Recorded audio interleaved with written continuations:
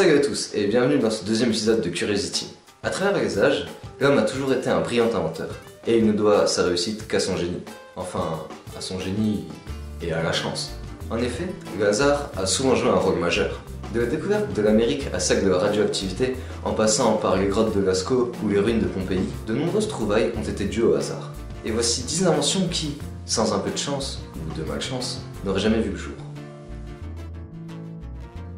Je pense que vous avez déjà tous mangé du Nutella, mais connaissez-vous son histoire?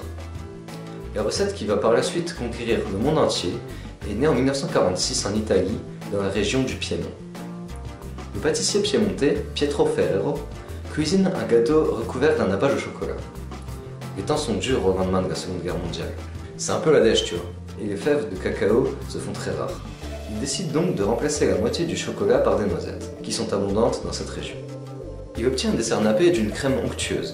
Il baptise cette dernière Pasta Giangiugia, le nom d'un personnage de carnaval célèbre dans la région, que l'on trouve d'ailleurs dans la première publicité. Mais l'histoire ne s'arrête pas là. 3 ans plus tard, l'été est caniculaire en Italie. Les Giangiugia fond complètement, donnant cette pâte onctueuse que nous connaissons. La Super Crema Giangiugia est née. Elle sera renommée Nutella en 1964. Le velcro, ou scratch pour les intimes, a été inventé par Georges de Mestral en 1941 à la suite d'une petite balade. Cet ingénieur suisse, revenant de la campagne avec son chien, remarque combien il était difficile d'arracher de son pantalon et des poils de son chien les fleurs de chardon alpin, aussi appelées bardane, une espèce de la famille des astéracées qui fleurit généralement de juillet à octobre et que l'on trouve un peu partout dans les régions tempérées. Surpris par le pouvoir d'accroche de ces fleurs, il les détache avec soin de ses vêtements pour les observer au microscope.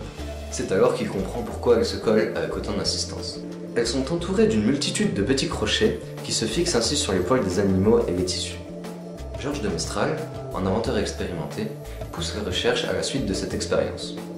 Il développe un système d'attache formé d'une surface velours, comme les poils de son chien, et d'une surface crochet, comme la fleur de bardane. Il invente ainsi le velcro, un système d'accroche révolutionnaire qui ne se bloque pas et, grâce à sa simplicité et à sa résistance, surpasse tous les systèmes d'accroche déjà existants. La marque Velcro, créée en 1959, a depuis réuni une gamme complète de produits de fixation. Cette invention rencontrera vraiment le succès lorsque la NASA décidera de l'utiliser pour fixer certains objets sur ses astronautes afin qu'ils ne s'échappent pas avec la pesanteur. On doit cette invention à un chercheur américain, Harry Coover. Harry Coover.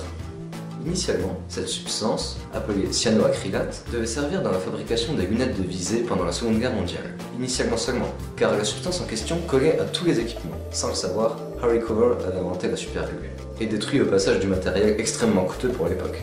Le chercheur a vite compris l'intérêt de sa découverte malheureuse.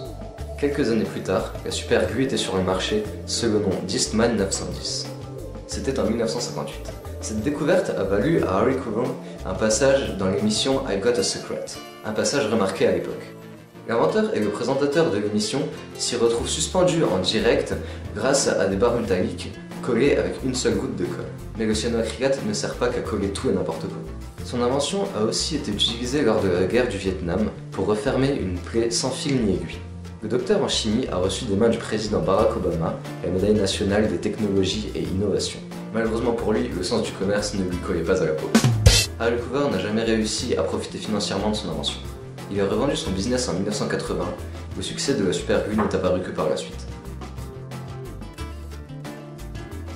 A l'inverse de Coover, Spencer Silver, chercheur pour la société américaine 3M dans les années 1970, travaille sur la mise au point d'une colle extra forte. C'est un échec total, sa colle n'accroche absolument pas. Silver remarque tout de même une caractéristique à cette substance. Elle ne laisse aucune trace sur le papier et peut être collée et décollée plusieurs fois de suite. Mais il n'y accorde pas plus d'attention que ça. Cependant, en 1974, elle va susciter l'intérêt de son collègue Arthur Fry. Celui-ci cherche un moyen de créer un marque-page collant pour les pages de son cahier de chant, et qui n'abîmerait pas le papier. Il utilise alors la colle sur une feuille et se rend compte du potentiel de cette invention. En 1981, la société 3M commercialise les premiers post-it. L'aspartame est un puissant édulcorant, un produit sucré qui remplace le saccharose dans l'alimentation, dans le Coca Zéro par exemple. Cette substance a été découverte en 1965 par le chimiste James Shetler. Il travaille alors pour Searle, une société pharmaceutique qui cherchait à créer un médicament anti-ulcéreux composé d'acide aminé. L'aspartame jouait un rôle dans la synthèse de ce médicament. Un jour, il oublia de se laver les mains après son travail. Alors qu'il lisait un livre, il lécha son doigt pour tourner une page et il se rendit compte alors que le produit qu'il avait sur les mains avait un goût sucré. Ce goût provient de la configuration de la molécule qui active en nombre les papilles gustatives sensibles au sucré. Le pouvoir sucrant de l'aspartame est même 200 fois supérieur à celui du saccharose. Mais l'aspartame est sujet à controverse et certains scientifiques dénoncent les effets secondaires de la molécule.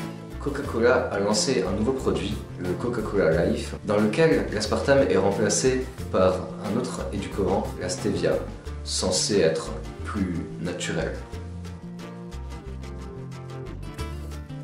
La poudre noire aurait été découverte par accident en Chine au 7e siècle sous la dynastie Tang. Un cuisinier, dans le but d'obtenir une cuisson plus efficace, aurait mélangé différents produits pour augmenter la température de son four. Au charbon qui servait de combustible, il aurait ajouté du soufre et du nitrate de potassium, également appelé salpêtre, que l'on trouve par exemple sur les murs humides des caves. Le mélange aurait réagi violemment, provoquant une explosion. La poudre noire est le principal composant des feux d'artifice, mais elle fut également utilisée plus tard pour les armes à feu, que ce soit les pistolets, les mousquets ou les canons. Au XVe siècle, la composition de la poudre à canon est de 75% de salpêtre, 12,5% de soufre et 12,5% de charbon. En 1886 est inventée la poudre pyroxylée, une poudre qui ne produit pas beaucoup de fumée et très peu de résidus lors de son explosion. Cette poudre est aujourd'hui utilisée dans toutes les armes contemporaines car la quasi-absence de résidus n'encrasse pas les armes.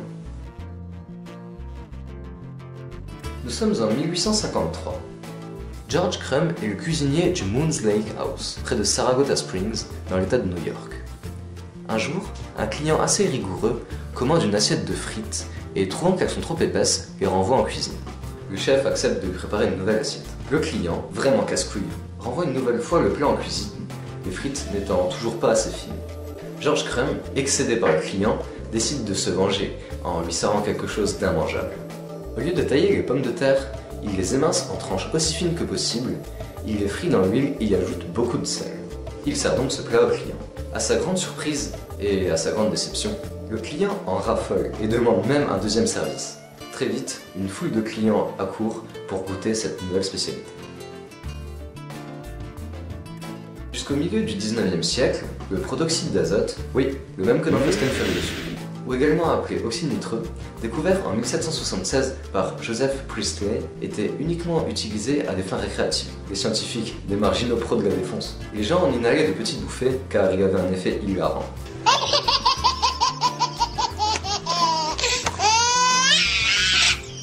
S'ils en respiraient trop, ils tombaient dans le coma. Mais c'est le dentiste Horace Wells qui va découvrir les propriétés anesthésiantes du protoxyde d'azote. Alors qu'il était à une soirée avec des amis, l'un d'eux avait inhalé du protoxyde d'azote, tombe et se blesse à la jambe.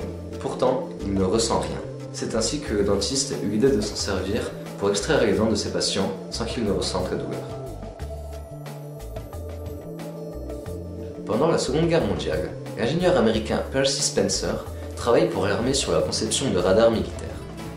En 1945, durant ses recherches, il manipule un magnétron, une pièce du radar qui émet des ondes électromagnétiques. Après s'être tenu près d'un appareil, il se rend compte qu'une barre de chocolat avait complètement fondu dans sa poche. Il fait rapidement la relation avec le radar et renouvelle l'expérience avec un œuf et du popcorn. Il met plus de 2 ans à concrétiser son idée de four fonctionnant en micro-ondes. Son invention ne remporte pas un succès immédiat car elle est trop encombrante et trop chère pour les foyers.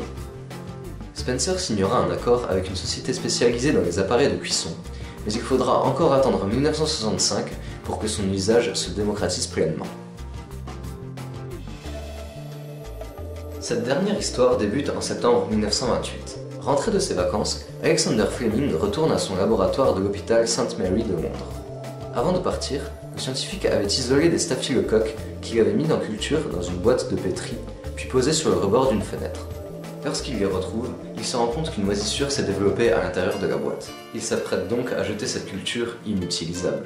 Mais en y jetant un œil, il s'aperçoit que les bactéries ne sont pas développées autour de la moisissure. Fleming émet l'hypothèse selon laquelle les staphylocoques ont été tués par le champignon. Il analyse ce dernier et découvre qu'il s'agit du Penicillium notatum. une espèce qu'étudiait un chercheur à l'étage du dessus. Une spore se serait échappée de cette culture et se serait déposée dans la boîte de pétri, certainement mal fermée. Ce champignon n'est pas toxique. Fleming comprend donc qu'il peut s'en servir comme antibiotique pour guérir les malades. Mais la pénicilline est très difficile à extraire. C'est à Oxford, au tout début de la Seconde Guerre mondiale, qu'Ernst Chain, un réfugié allemand, réussit à isoler la molécule. Le patron de son laboratoire, Howard Florey, pressent les possibilités thérapeutiques d'un tel produit. Des moyens sont mobilisés et la pénicilline est administrée pour la première fois à des malades en 1941. On assiste alors à des guérisons apparemment miraculeuses. Mais le procédé de fabrication n'est toujours pas assez performant. Il y a si peu de pénicilline qu'ils sont obligés de l'extraire de l'urine des patients avant de le réadministrer. En 1941, Florey prend l'avion avec des échantillons et l'un de ses collègues, direction les États-Unis, qui disposent alors de plus de ressources et de meilleurs moyens pour la recherche scientifique. Il rencontre là-bas de vieux amis et prend contact avec l'industrie chimique. En quelques semaines, les chercheurs américains réussissent à développer des méthodes de culture nettement plus efficaces. La production industrielle de la pénicilline est en marche. Ce deuxième épisode de Curiosity touche à sa fin, j'espère qu'il vous aura plu. Si c'est le cas, parlez-en autour de vous, partagez la vidéo pour que tous les curieux puissent en apprendre un petit peu plus sur ces inventions arrivées par hasard. Bien sûr, vous pouvez vous abonner, ça nous fera très plaisir. Quant à moi, je vous dis à la prochaine et soyez curieux.